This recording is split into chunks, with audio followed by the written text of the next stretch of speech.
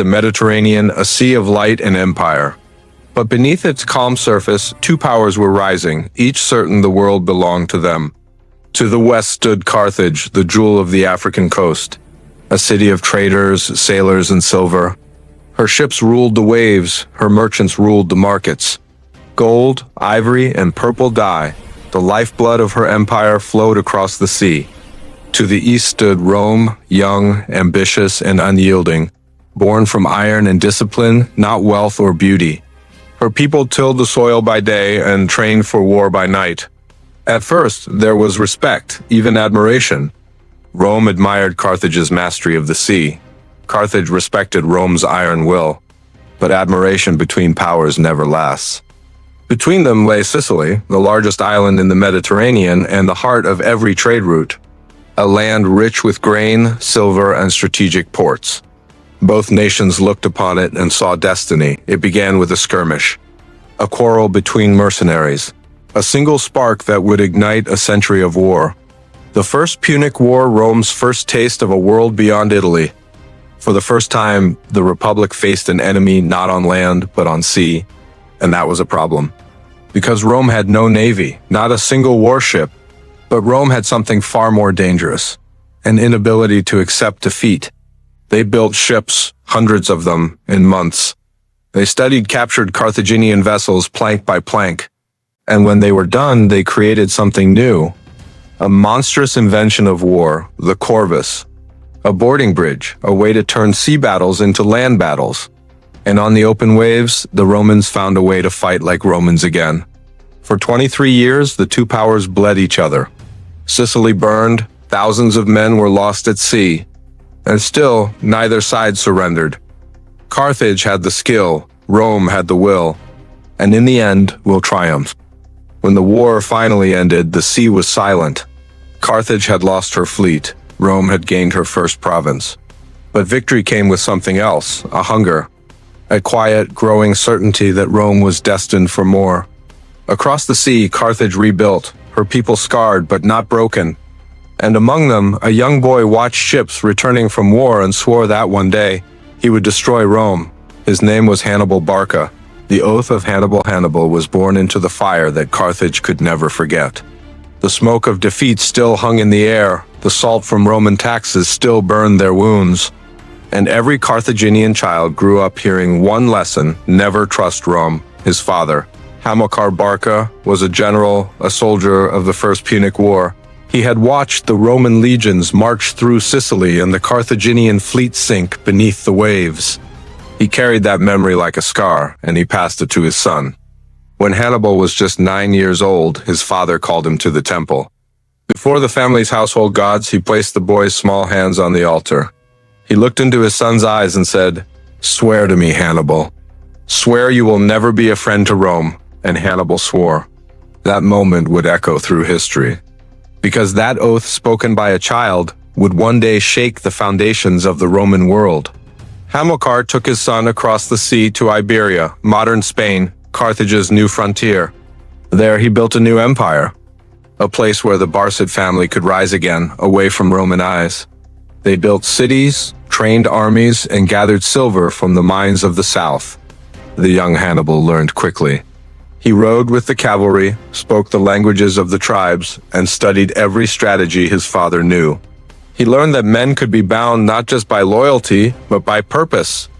And his purpose was clear: to avenge Carthage. But destiny is cruel. Hamilcar fell in battle, drowned in a river crossing, his body never found. Command passed to his son-in-law, Hasdrubal the Fair, who continued building Carthage's power in Iberia. He forged alliances, expanded trade, and strengthened the army. For a time, Rome looked the other way. Iberia was distant, its politics complex. But when Hasdrubal signed a treaty, agreeing not to cross the Ebro River, a northern boundary, Rome marked the line in its mind. It was a promise. And like all promises between rivals, it was meant to be broken.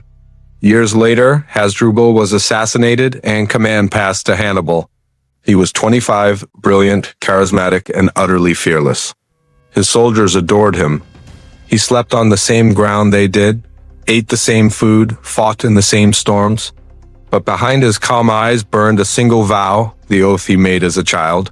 Hannibal looked north across the Abra toward the lands Rome had claimed for herself. He knew that beyond those hills lay destiny, and he began to plan. He would not wait for Rome to come to him. He would bring war to Rome's very gates. The road to war Hannibal's rise was like the awakening of an old storm. In Carthage, some feared his ambition, others worshipped it. But in Iberia, among his soldiers and tribesmen, he was already a legend. He moved quickly to secure his power. Cities that hesitated to pledge loyalty were subdued. Allies who doubted his strength were reminded of it. Every campaign, every victory bound the Iberian tribes closer to Carthage. Then came the moment that would change everything. South of the Abra River lay Carthaginian territory. To the north, Rome's ally, the city of Saguntum. It was a small city, a speck on the map, but its walls would become the spark of the Second Punic War. Rome had declared Saguntum under her protection. Carthage disagreed, and Hannibal saw an opportunity, a message to Rome that Carthage would no longer bow. He surrounded Saguntum with his army. For 8 long months, the city held. The defenders fought desperately, their supplies dwindling, their allies silent. But Hannibal's siege engines battered the walls day and night. And when the final breach opened, he ordered the assault. The city burned, its people were slaughtered or sold. And when the smoke rose over the ruins, Hannibal knew there was no turning back. Rome's Senate received the news with fury. They sent envoys to Carthage, demanding Hannibal's surrender. But the elders of Carthage hesitated. Some still hoped to preserve peace. Others whispered that Hannibal had gone too far. Then the Roman ambassador stood before them and delivered Rome's ultimatum. He held out his toga and said, "I bring you war or peace. Choose Carthaginians, which you will have." And the Carthaginian council replied, "Let it be war." So began one of the greatest conflicts in human history. A war that would stretch across continents and decades. A war that would define the fate of the ancient world. But even as Rome prepared her legions, Hannibal was already moving. He would not wait for Rome to bring the fight to him. He would carry it across mountains, rivers, and the frozen peaks of the Alps, straight into the heart of Italy. And with him, he would bring something the Romans had never seen before, an army that moved like a shadow, a weapon that inspired terror. War elephants. When Hannibal marched north, few believed he would survive. Even his allies thought the plan was madness. No army had ever dared to cross the Alps, not with tens of thousands of men, horses, and war elephants. But Hannibal was not driven by reason. He was driven by destiny. He knew Rome would never expect an attack from the north. Their legions guarded the sea, their ships patrolled the coasts. If he could bring his army over those frozen peaks, he could strike directly into the heart of Italy and shatter Rome's illusion of safety. From Iberia, he set out with nearly 90,000 soldiers, 12,000 cavalry, and 37 elephants. They marched through rivers and forests, through lands of hostile tribes and treacherous paths. At every turn, the terrain tested them. The cold bit through armor. Avalanches buried men alive. And the mountains themselves seemed to resist them. The tribes of the Alps attacked from cliffs and ambush. Rocks rained down on the columns. Supply trains were lost, yet still Hannibal pressed forward. At one point, the narrow pass collapsed under the weight of his elephants. The beasts panicked, slipping on the ice, trumpeting in terror as they fell. Men died trying to save them, but Hannibal would not stop. He stood before his exhausted soldiers and pointed toward the eastern horizon. Beyond those peaks, he told them, lay Italy, rich, fertile, and undefended. He spoke not of hardship, but of victory. He reminded them of their families, of Carthage, of the oath they carried in their hearts. And they followed him. When at last they descended from the mountains, only a fraction of his army remained. Less than half the men who began the march survived. But what emerged from the Alps was no longer an army. It was a force of will, cold, scarred, and relentless. They had crossed the roof of the world. And waiting for them on the plains of Italy were the Roman legions, confident, disciplined, unafraid. They did not yet know who was coming for them. They did not yet know the name Hannibal Barca, but they would. And soon all of Rome would tremble. When news reached Rome that Hannibal had crossed the Alps, Disbelief turned to panic. The Senate could not imagine how a Carthaginian army had appeared from the north. The Alps were supposed to be an impossible wall. But Hannibal had made the impossible real. 2 Roman consuls were sent to intercept him. One of them, Tiberius Sempronius Longus, was eager for glory. He wanted to end the invasion before it began. The other, more cautious, urged restraint. But pride is a powerful enemy. Hannibal, watching from his camp near the Trebia River, understood pride better than any man alive. He had seen it destroy empires. And now he would use it to destroy an army. The morning was freezing. Snow covered the ground, and icy rains soaked the soldiers' cloaks. Hannibal sent his cavalry forward, a deliberate provocation. They struck at the Roman scouts and then retreated. Sempronius, burning for battle, took the bait. He ordered his legions to advance immediately, without food, without rest, without warmth. Tens of thousands of men waded through the freezing river to reach the Carthaginian lines. Waiting for them was Hannibal's trap. He had hidden a detachment of cavalry and infantry in the tall grass along the riverbank. Led by his brother Mago, as the Romans crossed the icy water, Hannibal unleashed his main force. War elephants charged through the fog. Spearmen advanced behind them. And from the flanks, Mago's ambush fell upon the Roman rear. The sound of battle filled the valley, iron on iron, men shouting, the thunder of hooves. The elephants broke their lines. The cavalry struck from behind. By noon, the Trebia ran red.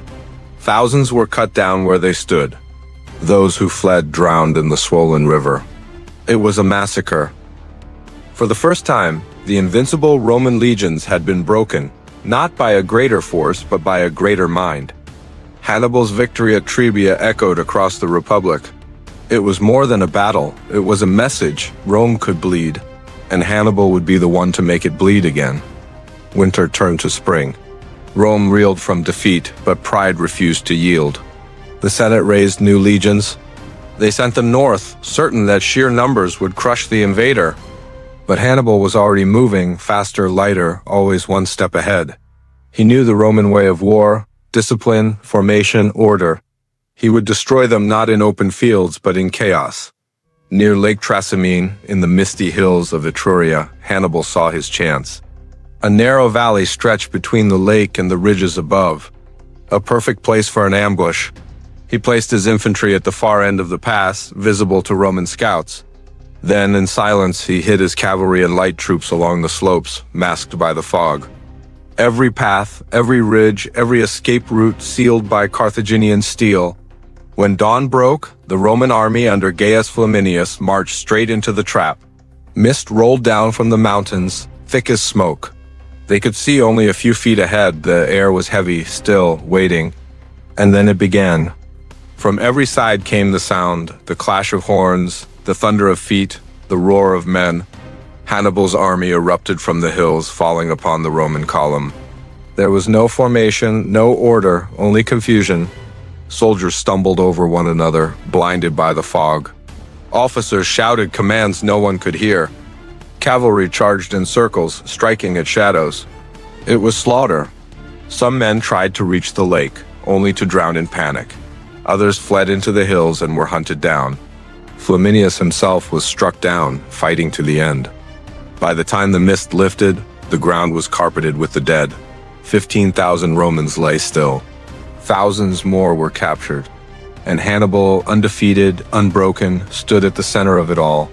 He had not only destroyed another Roman army. Across the Republic, fear spread like wildfire. This was no ordinary enemy. This was a shadow of vengeance born from an oath made long ago. And as the survivors limped back to Rome, one truth echoed in every heart. Hannibal Barca was coming. The master of war Rome was in shock. The news from Lake Trasimene hit like thunder. Another army, destroyed. Another consul, dead. In the Senate, silence fell. For the first time in centuries, Rome's leaders trembled, not from ambition, but from fear. They turned to the gods for answers. Temples were filled with offerings. Priests read omens in the entrails of sacrificed animals. And the people whispered the name that haunted their dreams, Hannibal. But amidst the panic, one man rose with calm defiance, Quintus Fabius Maximus. A seasoned statesman, cautious, measured, deliberate. When the Senate appointed him dictator, he vowed not to meet Hannibal in open battle. Instead, he would fight with patience, not with swords, but with time. Fabius studied his enemy's moves like a chess master. He shadowed Hannibal's army, always near, never too close. When Hannibal moved, he followed. When Hannibal struck, he withdrew. He burned crops ahead of the invader, denying food and forage. He blocked the mountain passes, cut supply lines, and forced Hannibal to wander hungry through the Italian hills. The Romans called him cunctator, the delayer. They mocked him for his caution, his refusal to fight. But slowly, quietly, his plan began to work. Hannibal's men grew weary. Their supplies dwindled. The local tribes, once eager allies, began to doubt, and Hannibal, the bold, relentless conqueror, found himself trapped in a war of exhaustion. Yet even then, his genius refused to fade. When Fabius tried to corner him near Campania, Hannibal devised a trick that became legend. One night, he tied torches to the horns of 2,000 oxen.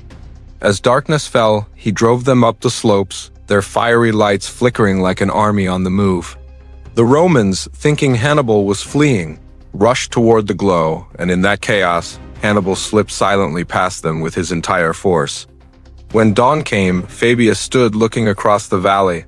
The Carthaginian army had vanished into the mist once again.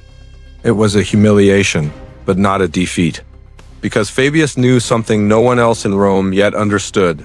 The only way to defeat Hannibal was to outlast him, to let his victories exhaust him, to let time become Rome's greatest weapon. And while the Senate mocked him and the people demanded blood, Fabius stood firm. Because he knew sometimes patience wins where pride destroys, the gamble of Varro Rome's patience had run thin. Years of waiting, watching, and retreating had worn down the people's pride. They mocked Fabius as the man who feared Hannibal. They said Rome had grown old and timid. And so when new consuls were elected, the people chose fire over wisdom. They chose vengeance. One of them was Gaius Terentius Varro, bold, loud, and dangerously confident. He promised the people what they craved most, a final, glorious victory. Fabius warned him. He told the Senate that Hannibal was waiting, that his patience was a trap, but Rome no longer wanted caution. It wanted blood. And so, in the hot summer of 216 BC, Varro led the largest Roman army ever assembled, 80,000 infantry, 6,000 cavalry, toward the dusty plains of Cannae. The field stretched wide and open, perfect for Hannibal's cavalry. Yet Varro, blinded by arrogance, believed sheer numbers would crush the invader. "Let him come," he said. "We will bury him beneath Roman steel." On the morning of battle, the wind carried dust and fear.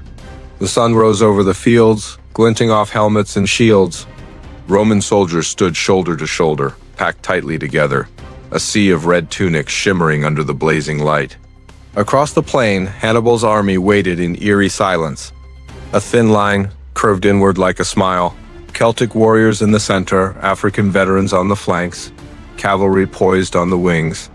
It was a formation that seemed weak, a trap waiting to be sprung. As the horns blared, the Romans surged forward in a massive wave. Their shields clashed, their swords struck, and the Carthaginian center began to bend. To the Romans, it looked like victory. The enemy was breaking, retreating. But as they pushed harder, the curve of Hannibal's line swallowed them whole. The flanks swung inward, closing like a pair of jaws.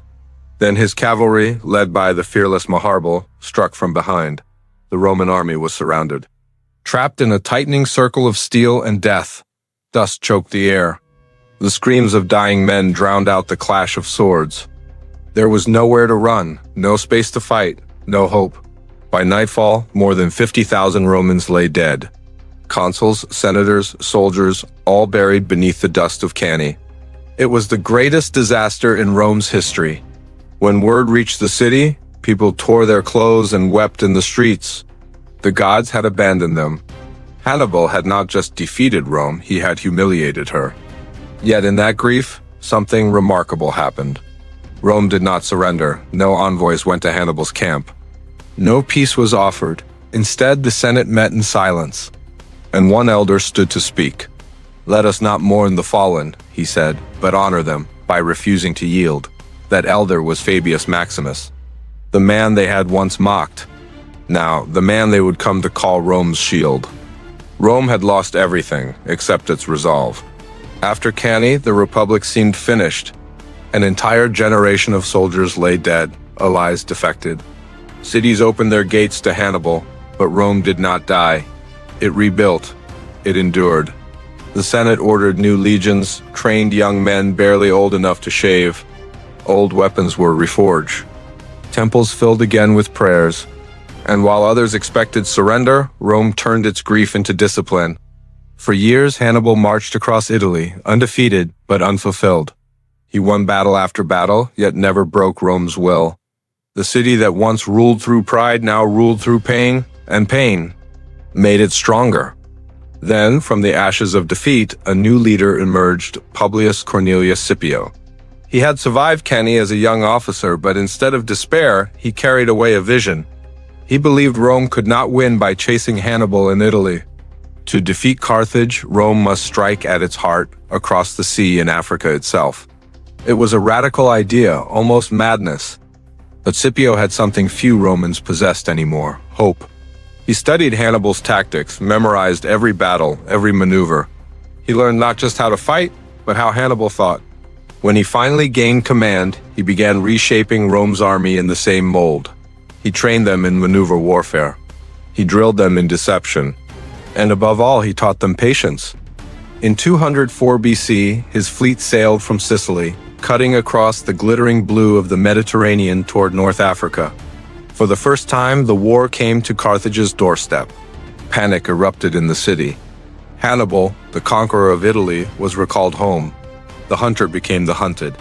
And as he stepped once again on the soil of his homeland, he knew the final reckoning had come. Two men now stood between history and oblivion. Hannibal, the master of tactics. Scipio, the student who had learned from his every move. Both had outwitted empires. Both had defied fate. But only one would decide the destiny of the ancient world. It was the year 202 BC. The plains near Zama in North Africa shimmered beneath a relentless sun. Across the dust, two armies faced each other, the might of Carthage and the reborn legions of Rome. At the center of it all stood two men, Hannibal Barca and Scipio Africanus, the greatest generals of their age, each carrying the weight of the civilization on his shoulders. For Hannibal, this was destiny fulfilled. He had crossed mountains and rivers, defied empires, and now he would defend his homeland in its final hour. For Scipio, this was justice. The ghosts of Cannae marched beside him, friends lost, legions destroyed, a nation humiliated. This was Rome's chance for redemption. As dawn broke, Hannibal arranged his forces, mercenaries in front, Carthaginian citizens in the middle, and his hardened veterans from Italy at the rear. He had 80 war elephants, towering beasts with bronze armor and sharpened tusks, ready to crush Rome beneath their weight. Scipio studied the field in silence. He ordered his men to form open lanes between the Roman ranks, gaps that looked like weakness but were, in truth, a trap. The battle began with a roar of trumpets. Hannibal unleashed the elephants. They thundered forward, shaking the earth. But as they charged, Roman trumpets blared, loud, piercing notes that sent the beasts into panic. Some turned back, trampling Hannibal's own soldiers. Others rushed harmlessly through the open lanes, only to be cut down by Roman javelins. The elephants were broken, and with them, Hannibal's first assault collapsed. Next came the infantry. Lines of men clashed in a storm of steel and dust. The sound was deafening, metal striking metal, the screams of the dying, the cries of men who refused to fall. For hours, the two sides fought without mercy. Then, Hannibal released his final reserve, his veterans, the same men who had once destroyed Roman legions in Italy. The ground turned red. Rome and Carthage fought for the world itself, but Scipio had one more card to play.